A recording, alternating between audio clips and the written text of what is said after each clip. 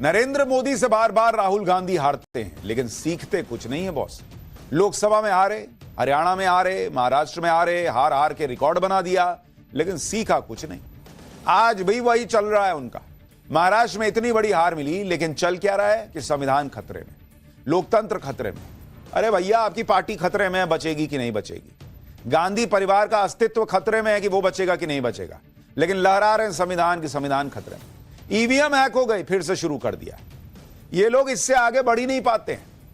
आज जब नरेंद्र मोदी जबरदस्त तरीके से संविधान दिवस मना रहे थे, पूरा देश आज के दिन संविधान को नमन कर रहा था, तो राहुल गांधी अपने इकोसिस्टम को बता रहे थे कि संविधान की धज्जियां उड़ाई जा रही।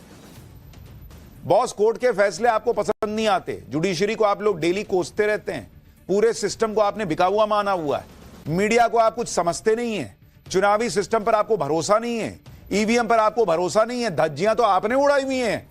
इस देश के हर सिस्टम की धज्जी उड़ा के रख दी आपने, क्योंकि आपके मन के हिसाब से चीजें नहीं चल रही। और फिर ये कहते हैं कि संविधान मोदी खतरे में डाल रहे हैं।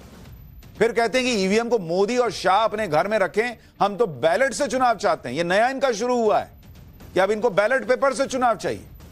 अब तक तो ये बातें दबी जुबान से होती थी, छोटे मोटे नेता करते थे। अब तो खुलकर कांग्रेस अध्यक्ष कह रहे हैं भाई कि ईवीएम को नहीं मानते वो। सोचिए, ये बात उस दिन कह रहे हैं जिस दिन संविधान दिवस है, बैलेट पेपर से चुनाव कराने के लिए आंदोलन करेंगे कह रहे हैं। ये हालत है इनकी। अभी मैंने आपको कल ही बताया था कि ये लोग अभी कर्नाटक में 3 बाइपोल की सीटें जीते हैं भाई। उसके बावजूद कह रहे हैं कि हमको बैलेट पेपर चाहिए। देश जो है वो रॉकेट बना हुआ है, देश आगे बढ़ रहा है, तीसरे सबसे बड़ी अर्थव्यवस्था बनने जा रहा है। ये देश को खींच के पीछे ले जाएंगे वही बैलेट पेपर वाले चुनाव में और बूथ कैप्चरिंग वाले दौर में। सुनिए आज कांग्रेस अध्यक्ष मल्लिकार्जुन खड़गे ने क्या कहा, फिर आपको बताऊंगा ये सब नया तमाशा आखिर कौन सी बात छुपाने के लिए लोग कर रहे हैं। हमको ईवीएम पीवीएम कुछ नहीं, हमको होना बैलेट पेपर पे वोट बस। उनको वो मशीन उनके घर में तो रख लेने दो, या मोदी साहब के घर में रहने दो, या शाह के घर में रहने दो। अगर किसी गोडाउन में, अहमदाबाद में बहुत से गोडाउन बने, वहां ले जाके रख लेने दो। हमको बस पेपर पे करो। और आपको मालूम होगा उस वक्त तुम्हारी हालत क्या है, कहां खड़े हो, उस वक्त आपको मालूम होगा। तो मैं ये अपने पार्टी के तरफ से एक मुहिम शुरू करना चाहिए। सभी लोगों को कहना चाहिए, सभी पार्टियों को भी हम कहेंगे। और राहुल गांधी जी के नेतृत्व में जैसा भारत जोड़ो यात्रा निकाले, वैसा ही ये पेपर, बैलेट पेपर हमको चाहिए। बॉस, एक बात बताइए, ये लोग कहते हैं ईवीएम हैक कर लेते हैं मोदी सरकार। ये लोग ये कहते हैं कि भाई प्रशासन का गलत इस्तेमाल करके जो है वो ईवीएम जो है वो हैक कर लेती है, प्रशासन इनके कंट्रोल में रहता है, उससे चुनाव जीतते हैं। एक तो दोनों मैच नहीं होता, फिर भी चलिए मान लें। तो जो ईवीएम हैक कर सकता है, जो प्रशासन कंट्रोल कर सकता है आपके हिसाब से, वो बैलेट पेपर में कुछ नहीं कर पाएगा। फिर उसके बाद अलग रोना रोइएगा, फिर कहिएगा इंकी पिंकी पोंकी पो करके हमको जिता दो। तमाशा चल रहा है देश में भाई। ईवीएम को वैसे ये हर बार कोसते थे, लेकिन इस तरह से खुलकर कभी नहीं कहा कि ईवीएम हटाओ, हमें बैलेट पेपर से वोटिंग चाहिए। पहली बार इस तरह से कहा जा रहा है कि वो भी कौन कह रहा है, कांग्रेस के अध्यक्ष कह रहे हैं। ऐसा तब तो नहीं कहा जब लोकसभा आ रहे थे। तब तो लोकसभा में 99 सीट लाके माहौल बनाए हुए थे कि मोदी को हरा दिया, खत्म कर दिया। तब क्यों नहीं बोले कि हम जो है वो बैलेट पेपर से चुनाव चाहते हैं। ऐसा तब भी नहीं कहा जब हरियाणा हारे थे। ऐसा तब क्यों कह रहे हैं जब महाराष्ट्र हारे। क्या ऐसा इसलिए कहा जा रहा है क्योंकि महाराष्ट्र में कांग्रेस के सबसे खराब परफॉर्मेंस को छुपाना और राहुल गांधी को बचाना अब इनके लिए मुश्किल होता जा रहा है। दुनिया पूछ रही है कि यह आदमी कर क्या सकता है भाई, ये कौन सा चुनाव जिता सकता है। महाराष्ट्र में कांग्रेस का परफॉर्मेंस आप देख लीजिए, ये नया तमाशा हो क्यों रहा है आपको समझ में आ जाएगा। महाराष्ट्र में कांग्रेस 101 सीट पे लड़ी थी, जीती है 16, स्ट्राइक रेट है इनका 16%। कांग्रेस की सबसे ज्यादा जमानत जब्त हुई है महाराष्ट्र चुनाव। शरद पवार के 3 कैंडिडेट की जमानत जब्त हुई, उद्धव ठाकरे की पार्टी के 8 कैंडिडेट की जमानत जब्त हुई, जबकि कांग्रेस के 9 कैंडिडेट की जमानत जब्त हो गई। कांग्रेस के बड़े बड़े नेता चुनाव हार गए। पूर्व सीएम पृथ्वीराज चव्हाण हार गए। सीएम पद के दावेदार बाला साहब थोराट बड़े अंतर से चुनाव हार गए। यहां तक कि कांग्रेस के प्रदेश अध्यक्ष नाना पटोले किसी तरह से हांफते हांफते अपनी सीट बचा पाए, मात्र 208 वोट से जीत पाए। तो जो ईवीएम हैक करेगा वो 208 वोट छोड़ देगा। कांग्रेस का वोट शेयर अब तक के इतिहास का सबसे कम वोट शेयर रहा है महाराष्ट्र में। इतनी कम सीटें कांग्रेस को महाराष्ट्र में कभी नहीं आई। जिस महाराष्ट्र में कांग्रेस का वोट शेयर कभी 18%, 20% होता था और 70-80 सीटें उसको आती थी, वो कांग्रेस को मात्र 12% वोट शेयर आया और 16 सीट पर वो सिमट गई। इसलिए ये लोग इस तरह की हार को छुपाने के नए बहाने बना रहे हैं, ताकि जो नीचे कार्यकर्ता है वो पलट कर ये ना पूछे कि खड़गे साहब कौन बात का प्रेसिडेंट है, ये इस्तीफा क्यों नहीं देते इतनी गंदी हार के बाद। ये जो कार्यकर्ता है वो पलट के ये ना पूछे कि ये गांधी परिवार करके हमको क्या मिल रहा है जब ऐसा छीछा लेदर हो रही है हमारी। तो गांधी परिवार को सेव करना है, अपने आप को सेव करना है, अपनी कुर्सी बचानी है, तो एक काम करते हैं, हम ईवीएम को कोसते हैं, गाली देते हैं और बैलेट पेपर की बात करने लगते हैं। ये है इनकी स्ट्रैटेजी। इसलिए ये लोग ईवीएम का मुद्दा उठा रहे हैं, झूठ पे झूठ फैला रहे हैं। जैसे कांग्रेस के इकोसिस्टम में कल से सोशल मीडिया पर एक दावा किया जा रहा था कि महाराष्ट्र के एक गांव में कांग्रेस को 0 वोट मिले, जबकि वो गांव कांग्रेस के सपोर्टर्स का गांव था। कहा जा रहा था कि इसका लोग विरोध कर रहे हैं। यह वीडियो खूब वायरल हुआ। यह कहा गया कि मामला महाराष्ट्र के धुले के एक गांव का है जहां कांग्रेस पार्टी को 0 वोट मिले, मतलब वोटिंग ही 0 हुई। लेकिन बाद में इसकी सच्चाई भी पता चल गई और जैसे इनका हर झूठ पकड़ा जाता है फिर पकड़ा गया। धुले के अधिकारियों ने बताया कि जिस गांव में कांग्रेस को 0 वोट मिलने की अफवाह फैलाई जा रही है, उस गांव में 4 बूथ हैं और 4 बूथ में कांग्रेस कैंडिडेट को 1057 वोट मिले थे। लेकिन यह बात तो उन लोगों को पता चलेगी ना जो पाठशाला देख रहे हैं। बाकी सोशल मीडिया पे लोगों ने सच मानना शुरू कर दिया होगा कि अरे हां यार, ये कैसे हो सकता है, 0 वोट मिल जाएगा। ये वीडियो वायरल कर दो, हो गया तमाशा, झूठ फैलाते रहो। जैसे संविधान खत्म हो रहा है, मोदी संविधान खत्म कर रहे हैं, फैला दो, बाद में देखा जाएगा। लोकसभा में तो 99 सीट आ गई, हरियाणा में पता चल गया, महाराष्ट्र में पता चल गया, तो लोगों ने नकार दिया। इसी तरह से एक झूठ और फैलाया गया कि महाराष्ट्र चुनाव में 5 लाख वोट का घपला हुआ है। जितने वोट डाले गए और जितने वोटों की काउंटिंग हुई उसमें मिसमैच है। 5 लाख एक्स्ट्रा वोटों की गिनती कर ली गई। लेकिन चुनाव आयोग ने इस झूठ की भी पोल खोल दी। चुनाव आयोग ने बताया कि वोट के मिसमैच की जो संख्या बताई गई उसमें पोस्टल बैलेट को ये लोग जोड़ ही नहीं रहे हैं। पोस्टल बैलेट भी 5 लाख के करीब का वोट पड़ा और इन्हें जोड़ा जाए तो कोई मिसमैच नहीं है। यानी बिना पोस्टल बैलेट को जोड़े झूठ फैलाया गया कि वोटों की गिनती में हेरफेर कर दिया गया। और जिस वेबसाइट ने, ये इनका इकोसिस्टम वाला वेबसाइट है जिसने छापा था, उसने अब पोस्ट डिलीट कर दिया जब इलेक्शन कमीशन ने नंगा कर दिया कि यार ये तो तुम नहीं जोड़े। ये इस तरह से काम होता है। अफवाह फैलाओ, झूठ फैलाओ, एक अस्थिरता की स्थिति पैदा कर दो देश में। ये सारे झूठ इसलिए फैलाए जा रहे हैं क्योंकि ईवीएम वाली थ्योरी को सही साबित करना है। लेकिन पाठशाला में जो आता है वो सच जानकर जाता है बॉस। एक एक चीज हम रिसर्च करके ढूंढ के आपके लिए इसीलिए लाते हैं ताकि देश सुरक्षित रहे। हराइए ना भाई, मोदी को हराइए, चुनाव लड़िए, मेहनत कीजिए, छुट्टी पे जाना कम कीजिए, जमीन पर उतरना शुरू कीजिए, आसपास के हवाबाजी इकोसिस्टम को खत्म कीजिए, ट्विटर पर अपने आप को राजा मानना बंद कीजिए, चुनाव जीतने लगिएगा। मीडिया को गाली देके होगा, ईवीएम को गाली देके होगा। कांग्रेस और राहुल गांधी का गेम प्लान ही यही है कि हार जाओ तो ईवीएम पर सवाल उठाओ, क्योंकि इससे कांग्रेस की हार पर सवाल पीछे छूट जाते हैं। कोई गांधी परिवार पर सवाल नहीं करता और राहुल गांधी जो बार बार चुनाव हारते हैं उन पर भी कोई सवाल नहीं उठता। लेकिन सवाल से कैसे बच पाएंगे, क्योंकि 1-2 जगह हारे तो कोई कुछ ना कहे। ये तो हार हार के इन्होंने पार्टी का भूत बना दिया भाई, खत्म कर दी इन्होंने पार्टी। लेकिन वही गांधी परिवार चले जा रहा है। आप 2014 से 2024 तक कांग्रेस का हाल देख लीजिए। मैं आपको हिसाब बताता हूं बॉस। आज इनको बैलेट पेपर चाहिए, लेकिन इन्होंने अपना हिसाब कभी देखा है? कभी अपने कह रहे हैं मोदी कहां खड़े हैं पता चल जाएगा मोदी को। आप कहां खड़े हो कभी ये तो देखो। 2014 से लेकर 2024 के बीच में विधानसभा चुनाव कितने हुए? विधानसभा चुनाव हुए इस 10 साल के अंदर 62 विधानसभा चुनाव हुए और कांग्रेस इसमें से हारी कितनी?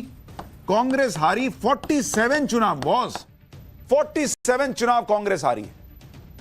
सवाल पूछा जाना चाहिए राहुल गांधी से, गांधी परिवार से, उनके आसपास के इकोसिस्टम से। तो सवाल उठ रहा है ईवीएम पे।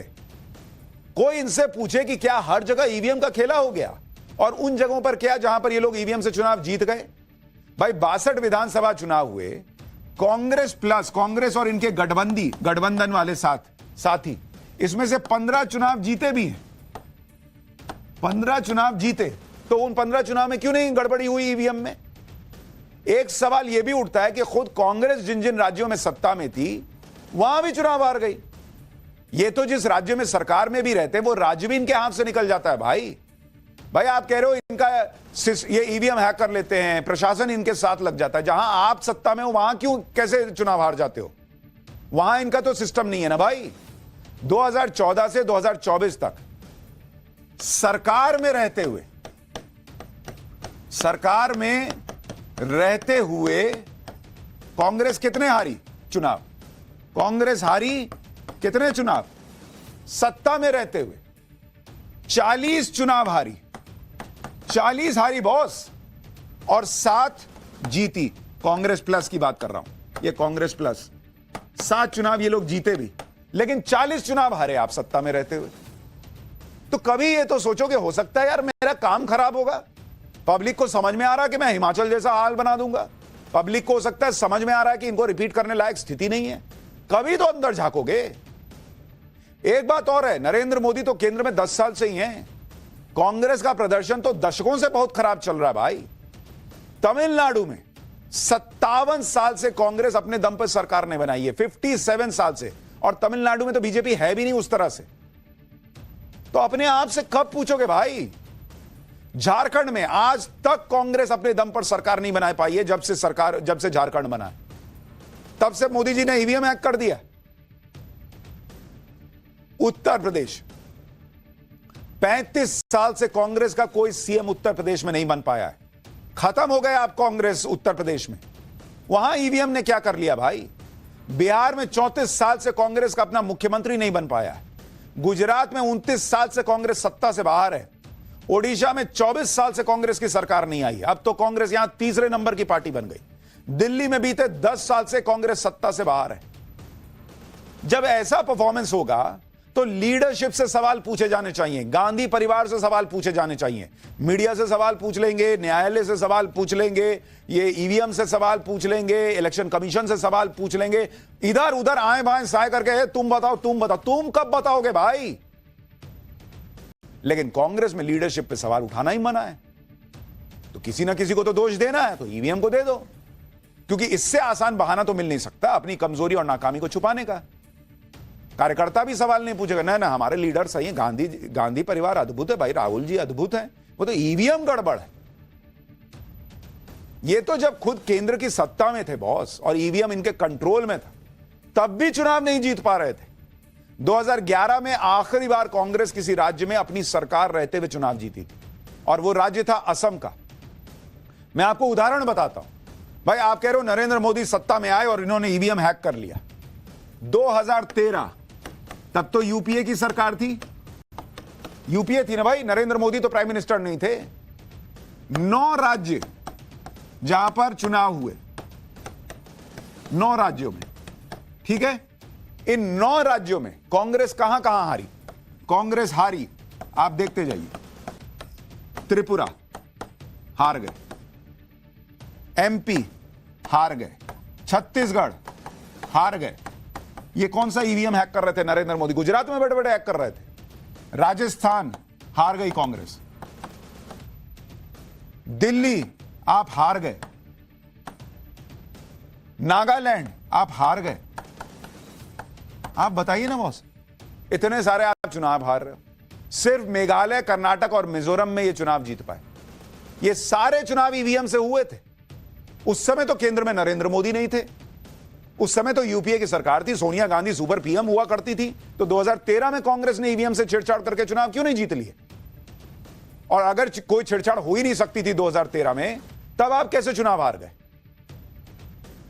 ईवीएम के खिलाफ कांग्रेस की बौखलाहट की वजह आपको बता रहा हूं, लेकिन अकेले कांग्रेस तो ईवीएम के खिलाफ कुछ ज्यादा नहीं कर सकती। इसलिए कांग्रेस की अलग प्लानिंग है। ईवीएम के खिलाफ कांग्रेस इंडी गठबंधन के दलों से भी बात करेगी। ईवीएम के खिलाफ मुहिम शुरू करने के लिए सभी से सहयोग मांगेंगे। इधर शरद पवार, जो कल तक कह रहे थे कि भाई कोई सबूत तो है नहीं तो ईवीएम पे क्या सवाल उठाएं, वो भी अब मुहिम चलाने की तैयारी में।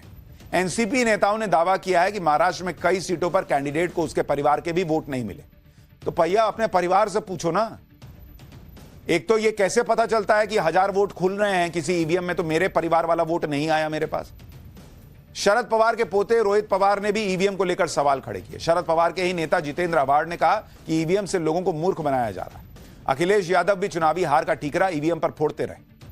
अभी महाराष्ट्र में जब बीजेपी की सीटें कम हुई थी तो महाराष्ट्र नरेंद्र मोदी को नकार रहा था, तो लोकसभा तक ईवीएम हैक नहीं हो पा रहा था। अभी विधानसभा में इन्होंने नया सीखा है कि ट्रेनिंग लेकर आए एआई वाला कि जरा देखे महाराष्ट्र में कैसे ईवीएम हैक होता है।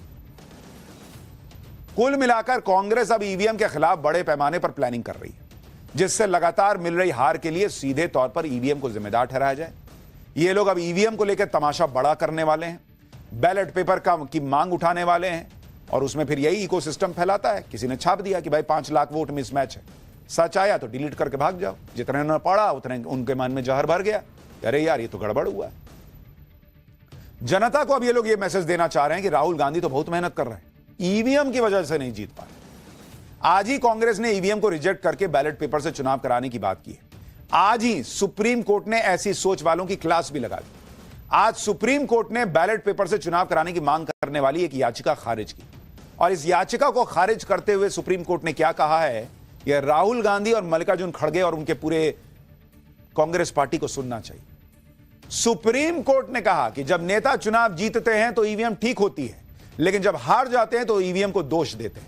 जब नेता ईवीएम से चुनाव जीत जाते हैं तो कुछ नहीं कहते, तब ईवीएम में कोई खराबी नजर नहीं आती है।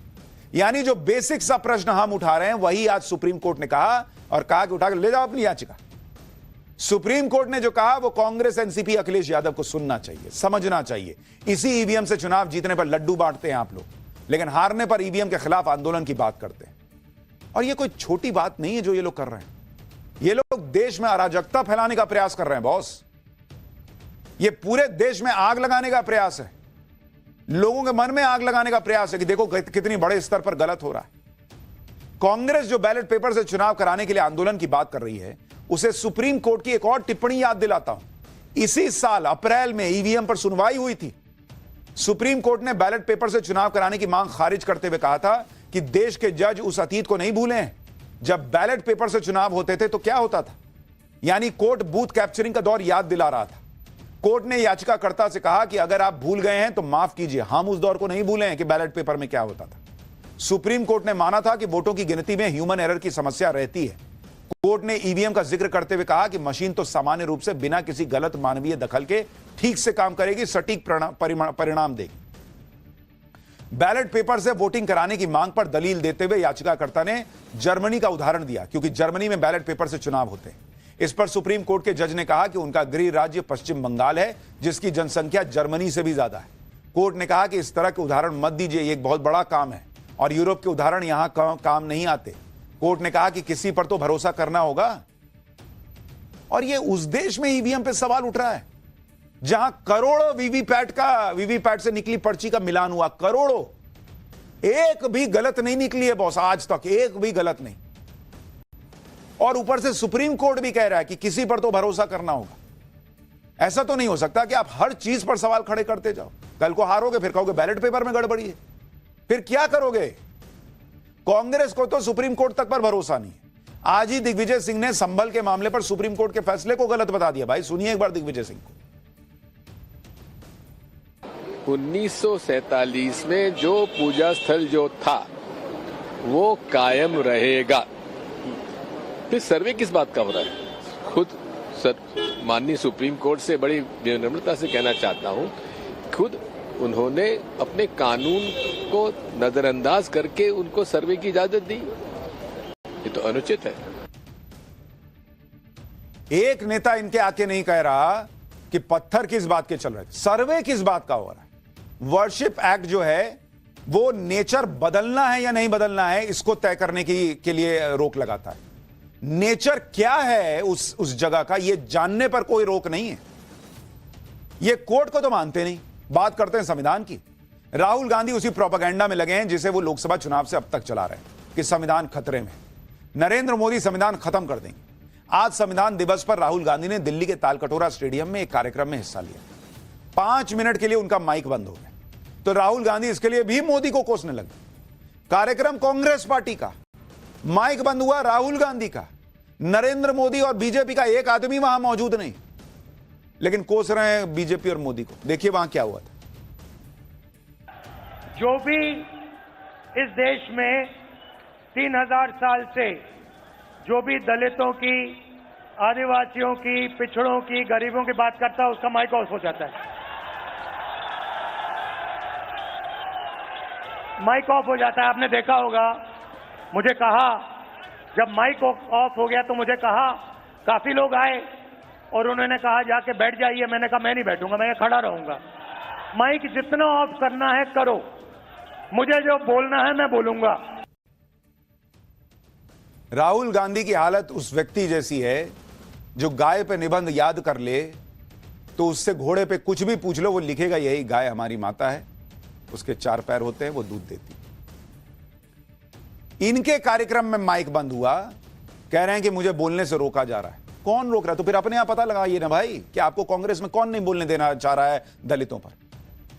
या ऐसा हो सकता है कि माइक को भी पता है कि आप वही बातें बोलेंगे इसलिए वो खुद ही बंद हो जाता होगा।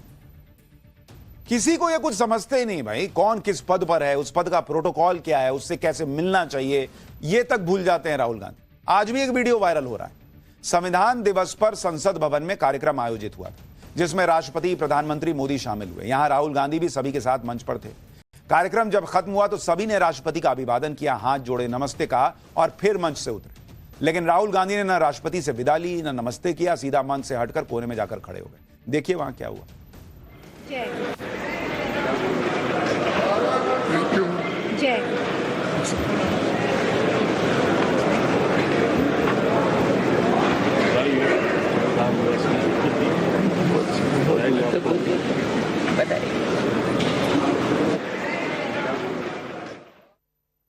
आज कांग्रेस ने संविधान रक्षक कार्यक्रम आयोजित किया। यहां राहुल गांधी संविधान के रक्षक बनकर आए थे। राहुल गांधी ने संविधान को लेकर कहा कि संविधान में नहीं लिखा कि हिंसा का प्रयोग करो, संविधान में नहीं लिखा कि किसी को मारो या डराओ, संविधान में नहीं लिखा कि झूठ बोलकर सरकार चलाओ। राहुल गांधी की बात सुन लीजिए, फिर आगे की बात बताता हूं। इसमें सावरकर जी की आवाज है क्या? इसमें कहीं लिखा है कि हिंसा का प्रयोग करना चाहिए? इसमें कहीं लिखा है कि किसी व्यक्ति को मारना चाहिए, डराना चाहिए, काटना चाहिए? कहीं लिखा है इस किताब में? इस किताब में लिखा है कि झूठ का प्रयोग कर कर सरकार चलानी चाहिए? मुझे दिखा दो कहां लिखा है। तो ये सत्य और अहिंसा की किताब है। वैसे आपने गौर किया, जब तक महाराष्ट्र चुनाव चल रहा था वीर सावरकर का नाम लेना थोड़े दिन के लिए छोड़ दिया था राहुल गांधी। जैसे ही खत्म हुआ फिर सावरकर सावरकर शुरू कर दिया इन्होंने। राहुल गांधी ने जो कुछ भी कहा, क्या वो खुद उस पर अमल करते हैं या कांग्रेस उन बातों को मानती है? इसके बारे में भी आपको बताता हूं। राहुल गांधी कहते हैं कि संविधान में कहीं नहीं लिखा कि झूठ बोलकर सरकार चलाओ, लेकिन कांग्रेस ने दशकों तक तो यही किया है। कांग्रेस सरकार दशकों तक गरीबी हटाओ के नाम पर झूठ बोलती रही। आज भी गरीबी हटा देंगे कह रहे हैं, तो इससे बड़ा झूठ क्या बोला जा सकता है पब्लिक से, और उसी से सत्ता में आते रहे। राफेल के मुद्दे पर राहुल गांधी ने झूठ बोला, अग्निवीर पर झूठ बोला, अडानी पर भी लगातार प्रोपेगेंडा फैलाया, आरोप लगाए, साबित कुछ नहीं हुआ। 60 साल तक सरकार में रहने के बाद भी जातिगत जनगणना नहीं कराई, सत्ता के लिए देश में आपातकाल लगाया, बहाना राष्ट्रीय सुरक्षा का बनाया। क्या ये सारी बातें संविधान में लिखी हैं? ये राहुल गांधी नहीं बताएंगे, जबकि ये सारे काम कांग्रेस की सरकार के दौरान हुए। राहुल गांधी ने कहा कि संविधान में कहीं नहीं लिखा कि डरा के धमका के सरकार चलाओ, किसी को मारो। लेकिन राहुल गांधी शायद कांग्रेस का ही इतिहास भूल गए कि कांग्रेस के दौर में कितने दंगे और हिंसा हुई। भाई आप देखिए, सांप्रदायिक दंगे, सांप्रदायिक दंगे जो देश में हुए, सांप्रदायिक दंगे देश के अंदर, नेहरू राज में जो दंगे हुए उनकी संख्या है 243। तब राहुल गांधी को समझ में नहीं आ रहा था, उनके परिवार को, गांधी परिवार को समझ में नहीं आ रहा था कि संविधान में कहीं नहीं लिखा है कि दंगे होने चाहिए। इंदिरा गांधी के राज में कितने दंगे हुए? इंदिरा राज में जो दंगे हुए वो थे 337, नेहरू से भी ज्यादा। राजीव गांधी के राज में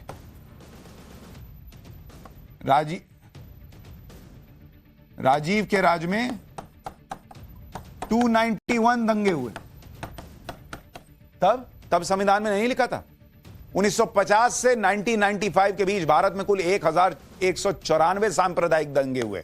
यानी अगर आप देखें इसको आंकड़े को 1950 से और 1995 1995 1194 दंगे देश के अंदर हुए। तब संविधान में लिखा हुआ था कि दंगे हो सकते हैं, लोग मर सकते हैं। इनमें 871 दंगे नेहरू, इंदिरा और राजीव के कार्यकाल में हुए हैं। यानी 73% दंगे नेहरू गांधी परिवार के कार्यकाल में हुए। 1984 के सिख दंगों को तो आज तक कोई नहीं भूल पाया, जिसमें राजीव गांधी ने कहा था कि बड़ा पेड़ गिरता है तो धरती डोलती है। वो संविधान में लिखी हुई लाइन थी क्या? कांग्रेस की यह पुरानी आदत है, कहते कुछ है करते कुछ और है। पूरे महाराष्ट्र चुनाव में राहुल गांधी ने सावरकर का जिक्र नहीं किया। जैसे ही चुनाव खत्म हुए राहुल गांधी सावरकर पर बोलने लगे। पीएम मोदी ने पहले ही कहा था कि कांग्रेस वाले ऐसा ही करेंगे। आपको सुनाता हूं पीएम मोदी ने तब क्या कहा था और आज राहुल गांधी ने सावरकर पर क्या कहा। कांग्रेस के नेतृत्व ने लगातार पूरे देश में वीर सावरकर का अपमान किया है, उन्हें गालियां दी है। महाराष्ट्र में वोट पाने के लिए इन लोगों ने टेम्पररी वीर सावरकर जी को जरा टेम्पररी गाली देना उन्होंने बंद किया है। लेकिन वीर सावरकर के तप त्याग के लिए उनके मुंह से एक बार भी सत्य नहीं निकला। हर स्टेट में आपको ऐसे 2-3 नाम मिलेंगे जिनकी सोच इस किताब में आपको मिलेगी। मैं आपसे पूछना चाहता हूं, इसमें सावरकर जी की आवाज है क्या? दरअसल राहुल गांधी ने ट्रैक ही गलत पकड़ा हुआ है। जिन नरेंद्र मोदी के लिए वो कहते हैं कि वो संविधान को नहीं मानते, उन्होंने कभी संविधान नहीं पढ़ा, वो नरेंद्र मोदी वो हैं कि संसद में घुसने के पहले संविधान को माथे पे लगा के अंदर जाते हैं। इस बार भी उन्होंने यही किया था। संविधान दिवस मनवा रहे हैं, संविधान को पूजते हैं। कौन मानेगा ऐसे में बॉस कि नरेंद्र मोदी संविधान नहीं मानते? खैर, पाठशाला में अब अगली क्लास। सीएम योगी की पुलिस का ताबड़तोड़ एक्शन। संभल हिंसा का सपा से कनेक्शन निकल आया क्या? संभल के पत्थरबाजों और गोलीकांड का ऐसा सच जो हिलाकर रख देगा। 29 तारीख वाले जुमे के दिन संभल में फिर हिंसा भड़काने की प्लानिंग चल रही है क्या?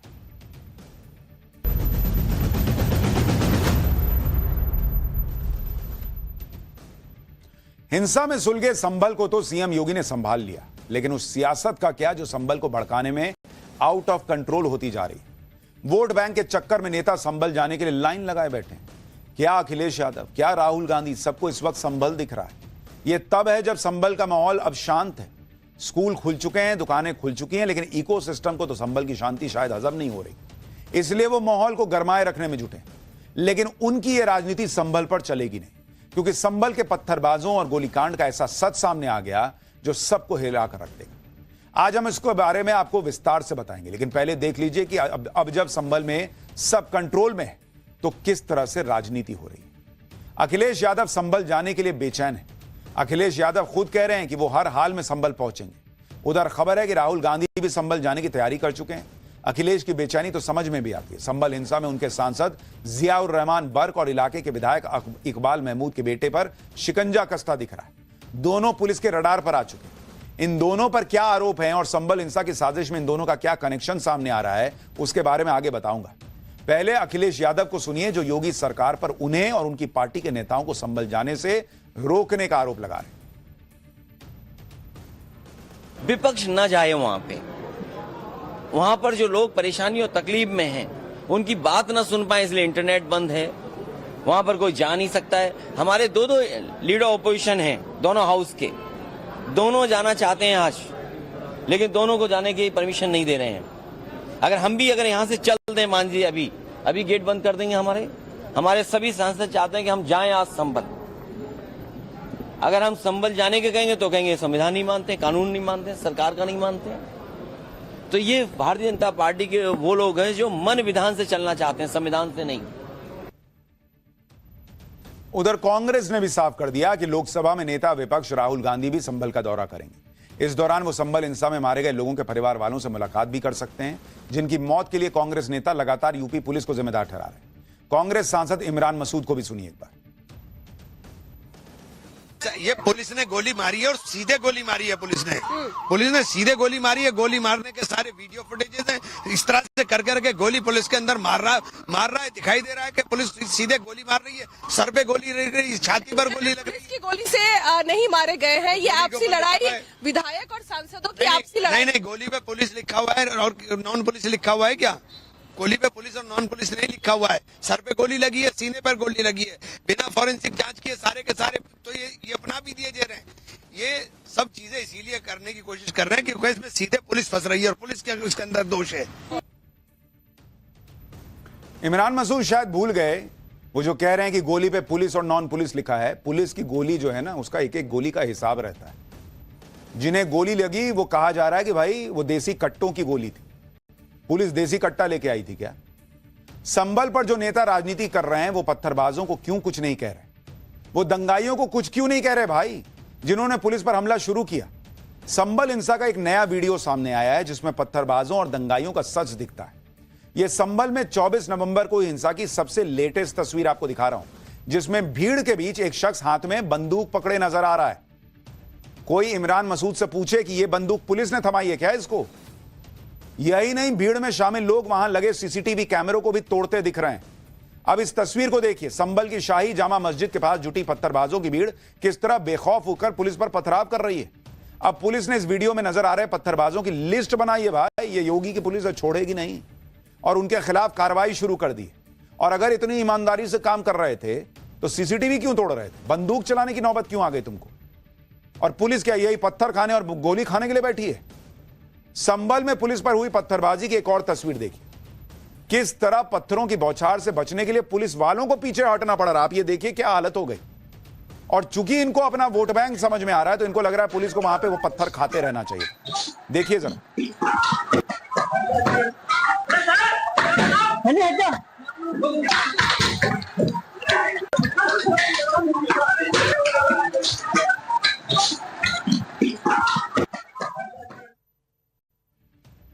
संभल में पत्थरबाजों के बवाल की एक और तस्वीर दिखाता हूं। पुलिस के पहुंचने की जानकारी मिलते ही पत्थरबाजों की भीड़ उन पर टूट पड़ी थी, जिसके बाद पुलिस वाले गलियों में जान बचाकर भागते नजर आए। आप तस्वीर देखिए, पुलिस वालों को भागना पड़ा बॉस, ऐसी हालत शुरू में हो गई थी। और उसके बावजूद इन दंगाइयों से सवाल पूछने के बजाय कहा जा रहा है कि पुलिस वहां क्या कर रही थी। एक और तस्वीर देखिए, दावा किया जा रहा है कि यह बवाल होने से ठीक पहले की तस्वीर है। तस्वीर में मस्जिद के पास वाली गली में पत्थरबाजों की भीड़ जुटी हुई नजर आ रही है। इसके बाद ही इन पत्थरबाजों ने अलग अलग गलियों में पुलिस के खिलाफ मोर्चा खोल दिया। उसके बाद जो हुआ उसका सच अब धीरे धीरे सामने आ रहा है। इतनी भीड़ अचानक कहां से आ गई भाई? सर्वे टीम पहुंची, कहा जा रहा है कि किसी को पता नहीं था सर्वे होना है, तो सर्वे टीम के पहुंचते इतनी भीड़ पहुंच गई, इतने पत्थर पहुंच गए। जब नहीं पता था कि सर्वे होने वाला है, जो कि झूठी बात है, सबको पता था कि फिर सर्वे होगा वहां पर, तो पत्थर पहले से कहां से आ गए भाई? जब पता ही नहीं था कि सर्वे होने वाला है, ओ ये होने वाला है। जैसे जैसे संभल में हुई हिंसा की जांच आगे बढ़ रही है, वैसे वैसे इस हिंसा के पीछे की साजिश पर हैरान करने वाले खुलासे हो रहे हैं। पुलिस ने संभल हिंसा को लेकर 7 अलग अलग एफआईआर दर्ज की। एफआईआर में संभल में भड़की हिंसा को सोची समझी साजिश और प्री प्लान्ड बताया गया है। जो अखिलेश यादव संभल के मामले में इतनी राजनीति कर रहे हैं, खुद उनके सांसद का नाम इस हिंसा में आ रहा है। खुद अखिलेश के विधायक के बेटे का नाम माहौल बिगाड़ने में आ रहा है। एफआईआर में संभल से समाजवादी पार्टी के सांसद जियाउर रहमान बर्क को आरोपी नंबर 1 बनाया गया है, नंबर 1, जबकि इलाके से समाजवादी पार्टी के विधायक के बेटे सुहेल इकबाल को आरोपी नंबर 2 बनाया गया है। इन दोनों के अलावा 2700 से ज्यादा लोगों को भी एफआईआर में आरोपी बनाया गया है। संभल हिंसा को लेकर दर्ज एफआईआर के मुताबिक घटना के दिन मस्जिद में सर्वे रोकने के लिए उपद्रवियों की भीड़ घातक हथियारों से लैस होकर पहुंची थी। एफआईआर में यह भी लिखा गया कि समाजवादी पार्टी के सांसद जियाउर रहमान बर्क ने भड़काऊ बयानबाजी करके भीड़ को उकसाया, जबकि सपा विधायक के बेटे सुहेल इकबाल ने भीड़ से कहा कि मैं तुम्हारे साथ हूं, कुछ नहीं होने दूंगा। इसके बाद भीड़ ने पुलिस की टीम पर धावा बोल दिया। आरोप है कि भीड़ को पुलिस से पिस्तौल, गोलियां और आंसू गैस के गोले छीनने के लिए भी उकसाया गया। एफआईआर के मुताबिक भीड़ में शामिल 40 से 50 लोगों ने हसन, अजीम, सलीम, रिहान, वसीम, अयान का नाम लेकर पुलिस वालों से उनके हथियार छीनने और आग लगाकर मार डालने को कहा और यह भी कहा गया कि कोई बचकर नहीं जाना चाहिए। एफआईआर के मुताबिक भीड़ ने दरोगा की पिस्टल छीनने की कोशिश की। भीड़ में शामिल लोग पुलिस से 25 गोलियां और 25 रबर बुलेट लूट कर भी ले गए। एफआईआर में आगे बताया गया कि पुलिस के अधिकारियों ने भीड़ को समझाने की कोशिश की, लेकिन भीड़ ने जान से मारने के इरादे से पुलिस पर ईंट और पत्थर फेंकने शुरू किए। एफआईआर में यह भी दावा है कि भीड़ की तरफ से पुलिस पर फायरिंग भी हुई और भीड़ से घिरने के बाद पुलिस को पीछे हटना पड़ा। अब ऐसे में सवाल है कि इस एफआईआर में समाजवादी पार्टी के लोगों के नाम आ रहे हैं, तो भाई वो तो पूछा जाएगा कि एक दिन पहले यूपी बाइपोल आप हारते हो, कुंदरकी की मुस्लिम बहुल सीट पर भी हारते हो, तो क्या यह सोच समझकर नहीं हुआ कि भाई मुसलमान को यह लगे कि बीजेपी जो है वो हम पर अत्याचार कर रही है, देखो देखो क्या हो रहा है, गोली चल रही है, ये हो रहा है, वो हो रहा है, और फिर मुसलमान का वोट एकजुट हो सके? यह प्रश्न नहीं पूछा जाएगा। समाजवादी पार्टी की राजनीति की पोल कैसे खुल रही है, जिसमें संभल का हमदर्द होने का दिखावा ये लोग कर रहे हैं, जबकि एफआईआर से साफ पता चल रहा है कि पहले लोगों को उकसाया गया, दंगे करवाने का प्रयास हुआ और जब एक्शन होता है तो उस पर आंसू बहाए जा रहे हैं। लेकिन जिन्होंने भी संभल में हिंसा फैलाई वो बचने वाले नहीं है। एफआईआर दर्ज होने के बाद संभल हिंसा के आरोपियों पर शिकंजा कसना भी शुरू हो गया। अब तक 25 से ज्यादा उपद्रवियों को गिरफ्तार किया जा चुका है। संभल हिंसा को लेकर दर्ज 7 एफआईआर की डिटेल भी सुनी। पहली एफआईआर दरोगा दीपक राठी ने दर्ज करवाई है। सपा सांसद जियाउर रहमान बर्क पर आरोप है, विधायक के बेटे सुहेल इकबाल का नाम है। दूसरा एफआईआर दरोगा शाह फैजल ने दर्ज कराई है। गाड़ियों में आगजनी करने का आरोप है, नामजद अज्ञात आरोपियों की शिकायत है। तीसरी एफआईआर संभल के सीओ अनूप चौधरी ने दर्ज कराई है। उपद्रवियों पर फायरिंग करने का आरोप है। 800 अज्ञात आरोपियों के खिलाफ शिकायत है। चौथी एफआईआर पुलिसकर्मी जगदीश कुमार ने दर्ज करवाई है। मैगजीन और टीयर गैस लूटने का आरोप है। पांचवी एफआईआर एसपी के पीआरओ ने शिकायत की है। पैर में गोली मारने का आरोप है। 150 अज्ञात लोगों पर केस दर्ज है। छठी एफआईआर एसडीएम रमेश बाबू ने दर्ज करवाई है, उनके ऊपर हमला करने का आरोप है। और 7वीं एफआईआर दरोगा विनोद कुमार ने दर्ज कराया है। 6 लोगों के खिलाफ नामजद केस है। भीड़ की घेराबंदी और गाड़ी जलाने का मामला है। संभल हिंसा की इनसाइड स्टोरी क्या है, इसको लेकर एक बड़ा चौंकाने वाला खुलासा भी हुआ है। यूपी सरकार से लेकर पुलिस भी इस थ्योरी पर फोकस कर रही है। सूत्रों का दावा है कि संभल में जो हिंसा हुई उसका शाही जामा मस्जिद के सर्वे से कोई लेना देना नहीं है, बल्कि संभल में वर्चस्व की जंग में मुसलमान समुदाय के ही 2 गुट तुर्क और पठान आपस में भिड़े और इसके बाद वहां हिंसा भड़क गई। और वर्चस्व की इस जंग के दोनों किरदार समाजवादी पार्टी से जुड़े हैं। एक है संभल से समाजवादी पार्टी के सांसद जियाउर रहमान बर्क, जो तुर्क मुसलमान है। वर्चस्व की इस जंग का दूसरा किरदार है समाजवादी पार्टी के विधायक इकबाल महमूद, जो पठान मुसलमान है। कहा जा रहा है कि दोनों मुरादाबाद संभल के बड़े राजनीतिक परिवार से आते हैं, जिनमें दशकों से इलाके में वर्चस्व की लड़ाई चलती आ रही। संभल में शाही जामा मस्जिद का सर्वे इन दोनों के लिए खुद को साबित करने का बड़ा मौका था। पुलिस सूत्रों के मुताबिक सांसद जियाउर रहमान बर्क के समर्थक और विधायक इकबाल महमूद के समर्थक अलग अलग गुटों में सर्वे के दिन मस्जिद के पास पहुंच गए। कभी कभार नमाज पढ़ने के लिए शाही जामा मस्जिद जाने वाले विधायक के बेटे सुहेल इकबाल ने भी उस दिन सुबह 6 बजे नमाज पढ़ी। पुलिस पहले भी यह दावा कर चुकी है कि 24 नवंबर की सुबह जब बवाल हुआ था, उस वक्त इलाके में 2 गुट भी आमने सामने थे। और संभल हिंसा में जिन 4 लोगों की जान गई वो सभी पठान मुसलमान और विधायक इकबाल महमूद के समर्थक बताए जा रहे हैं, जिनकी मौत का आरोप बर्क के दबदबे वाले तुर्क मुसलमानों पर लग रहा है। और इस एंगल को भी ध्यान में रखते हुए संभल पुलिस जांच कर रही है। अब तक जांच और पोस्टमार्टम रिपोर्ट के हवाले से यह भी दावा किया जा रहा है कि हिंसा में मारे गए 4 लोगों को इतने करीब से गोली मारी गई कि गोली शरीर को चीरते हुए पार चली गई। किसी के शरीर से बुलेट नहीं मिली है। तो ऐसे में सवाल पूछा जा रहा कि इतने करीब तो भाई वही आसपास में जो लोग होंगे वही होंगे। संभल में जामा मस्जिद के सर्वे के दौरान रविवार को हुई हिंसा में पथराव करने वाले शहर के अलग अलग हिस्सों से आए थे। पुलिस के मुताबिक अब तक जिन 25 लोगों की गिरफ्तारी हुई, उनमें से ज्यादातर लोग हिंसा प्रभावित इलाकों के रहने वाले नहीं हैं। उनके घर जामा मस्जिद से करीब 6 किलोमीटर दूर है। वो 6 किलोमीटर दूर से आए थे नमाज पढ़ने। रविवार को सर्वे वाली सुबह जब पुलिस फोर्स का मूवमेंट शुरू हुआ तो इलाके में अचानक हलचल बढ़ने लगी। देखते ही देखते जामा मस्जिद के आसपास की गलियों में पत्थरबाजों की भारी भीड़ इकट्ठा हो गई। पुलिस सूत्रों का दावा है कि ये सभी पत्थरबाज व्हाट्सएप पर बल्क मैसेज भेजकर जामा मस्जिद के पास इकट्ठा किए गए थे। व्हाट्सएप मैसेज के जरिए यह अफवाह फैलने लगी कि मस्जिद में कुछ होने वाला है। व्हाट्सएप ग्रुप्स में इस तरह की अफवाहों के मैसेज वायरल किए गए। इसके बाद शहर के दूसरे हिस्सों से बड़ी संख्या में लोग जामा मस्जिद के पास गलियों में पहुंच गए। सूत्रों का दावा है कि सुबह 8 बजे तक 2000 से ज्यादा लोगों की भीड़ मस्जिद के पास वाले इलाके में पहुंच गई। इसमें ज्यादा संख्या उन युवाओं की थी जो मस्जिद के आसपास के रहने वाले थे भी नहीं। इन उपद्रवियों ने कश्मीर स्टाइल में पुलिस पर पत्थरबाजी की। जिस तरह कश्मीर में पत्थरबाज चेहरे ढककर सेना पर पत्थरबाजी करते थे, ठीक उसी तरह संभल में भी पत्थरबाजों ने मुंह, रुमाल और मास्क और कपड़े से ढका हुआ था।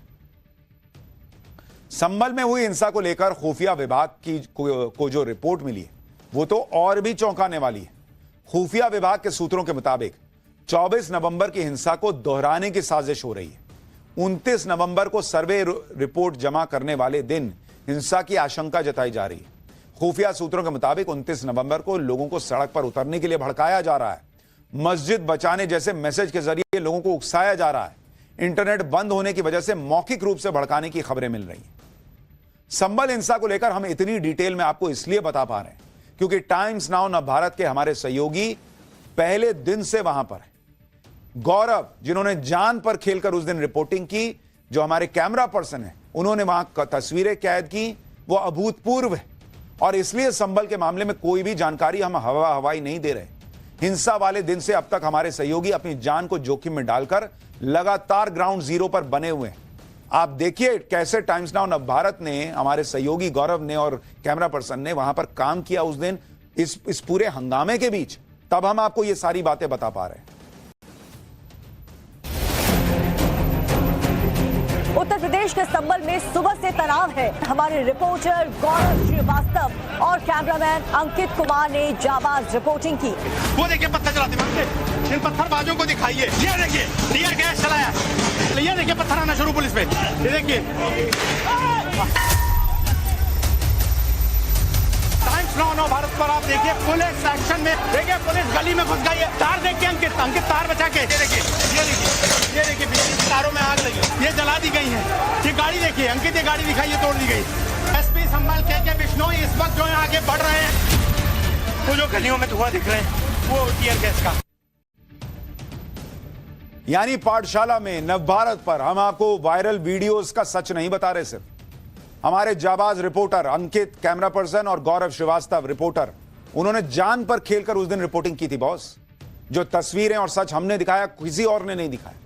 इसलिए संभल की हर खबर हम बड़ी जिम्मेदारी से आप तक पहुंचा पा रहे हैं। पाठशाला में अब अगली क्लास। हिंदुओं को जोड़ने निकले बागेश्वर बाबा के साथ आज ऐसा क्या हुआ कि वो बाल बाल बच गए। भीड़ के बीच बाबा बागेश्वर पर हमले का सच क्या निकला। बांग्लादेश के हिंदुओं पर बाबा बागेश्वर ने वो कह दिया जो किसी ने सोचा भी न था।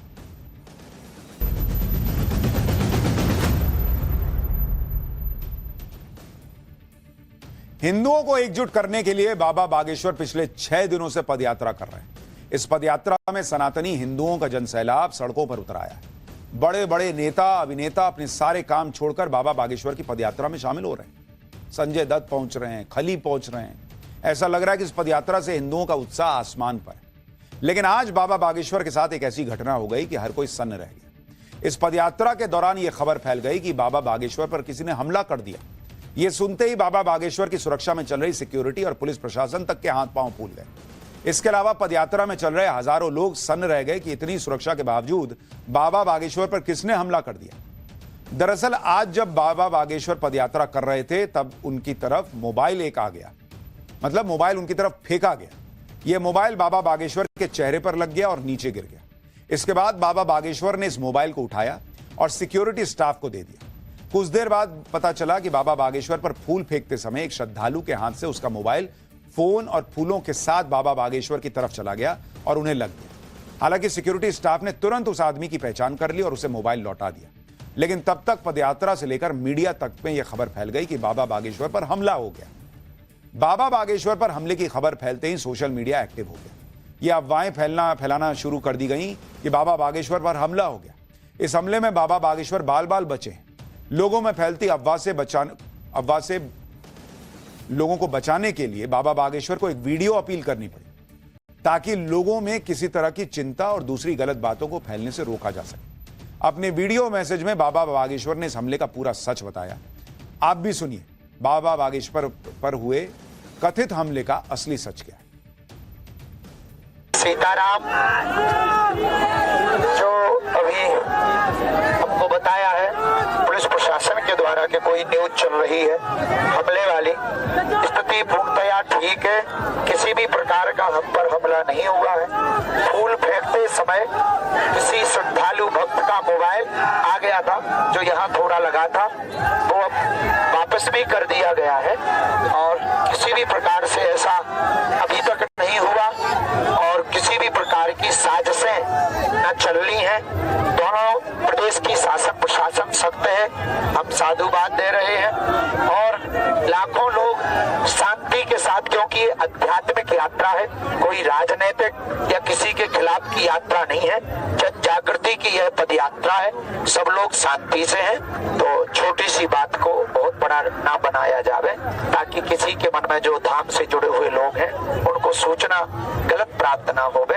यही हम प्रार्थना अभी इस वीडियो के माध्यम से करना चाह रहे हैं। सब ठीक है, बढ़िया चल रहा, सिर पर सीताराम, फिकर फिर क्या करना। आप सोचिए, इन बाबा बागेश्वर पर आरोप लग रहा था कि वो ये यात्रा दंगे कराने के लिए निकाल रहे हैं और उनकी आप जिम्मेदारी देखिए, उनको आप देखिए वो कितने संवेदनशील हैं कि वो तुरंत समझ गए कि अगर ये अफवाह फैली तो कहीं दंगे हो ना जाएं, कहीं कोई हिंसा ना हो जाए, कहीं माहौल खराब ना हो जाए। और भाई मोबाइल से ज्यादा चोट भी लग सकती थी, लेकिन उन्होंने तुरंत कह दिया कि भाई ये कोई हमला नहीं हुआ है और उन्होंने अफवाह को खत्म करने के बाद पदयात्रा में मौजूद लोगों को एक शपथ भी दिलवाई। इस शपथ में उन्होंने फिर से ये बात दोहराई कि जात पात में बंधा हिंदू सनातन राष्ट्र में सबसे बड़ी रुकावट है। यही वजह है कि बाबा बागेश्वर ने आज हनुमान जी को साक्षी मानकर लोगों को शपथ दिलवाई ताकि शपथ तोड़ने से पहले हिंदुओं को 100 बार सोचना पड़े। आप भी सुनिए बाबा बागेश्वर ने इस शपथ के दौरान लोगों से क्या कहा। तो हम आज हनुमान जी महाराज को साक्षी मानकर कसम खाते हैं जीवन भर जात पात, ऊंच नीच, भेदभाव, छुआछूत इससे रहित जीवन जिएंगे। हिंदुत्व एकता के लिए कार्य करें। हम शपथ लेते हैं हर शनिवार अथवा मंगलवार मंदिरों में जाएंगे। हम शपथ लेते हैं जब तक जिएंगे सनातन संस्कृति का पालन करेंगे, भूल कर भी दूसरे मजहब में जाएंगे। हम शपथ लेते हैं अपने भाई बहन परिवारजन को वैदिक शिक्षा गीता रामायण भी करवाएंगे, स्वयं भी करेंगे। हम शपथ लेते हैं गाय, गंगा, गौरी, गीता, गायत्री और गुरु। अब आपको बाबा बागेश्वर की पदयात्रा की एक वायरल तस्वीर दिखाता हूं जिसे देखकर हर कोई हैरान है। आज पदयात्रा के दौरान बाबा बागेश्वर ने लोगों के साथ सड़क पर बैठकर ही खाना खाया।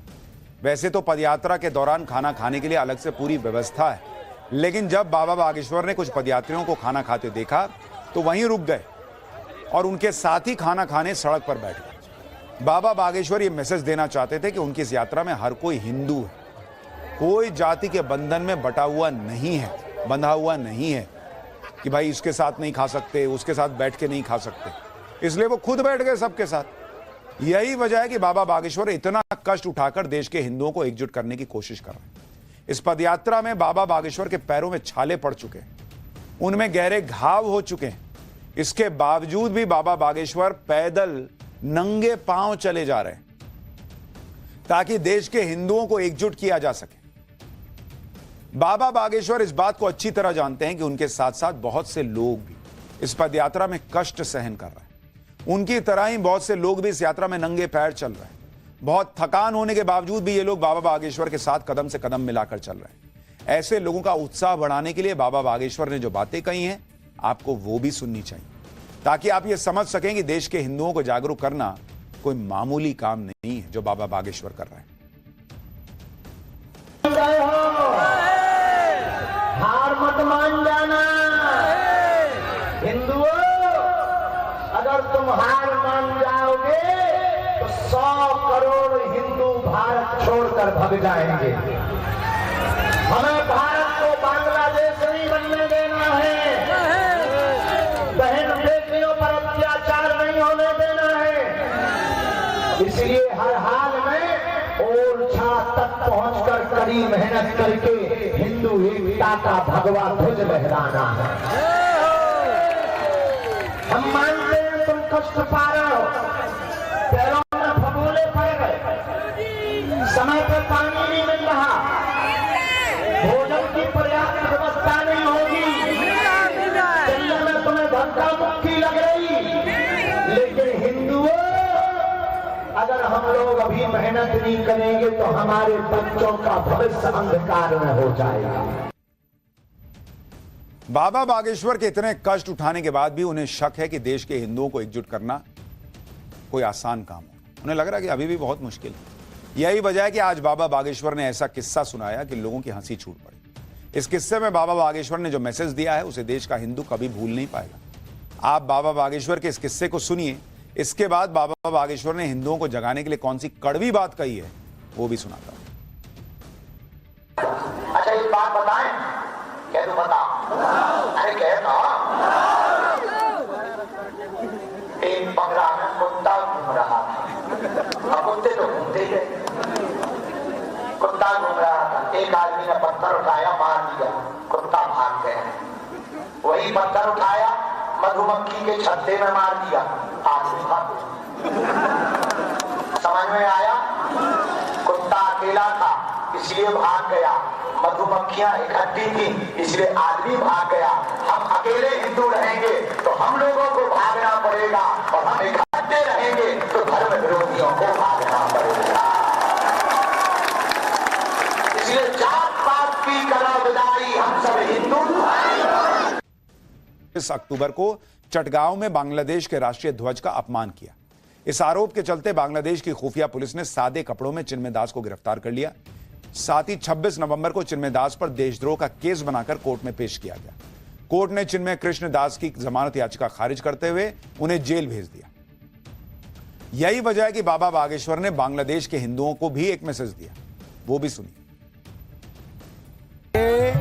सब चाले हैं बांग्लादेश से में हिंदुओं को खत्म करना चाह रही वहाँ की सरकार। वहाँ के हिंदू बुजदिल हैं, उनको तुरंत एक होकर सड़कों पर आकर वहाँ विरोध करना चाहिए और उनको तुरंत छुड़वाना चाहिए। और इस प्रकार का कृत्य करने वाली सरकार को मुंह तोड़ जवाब देना चाहिए।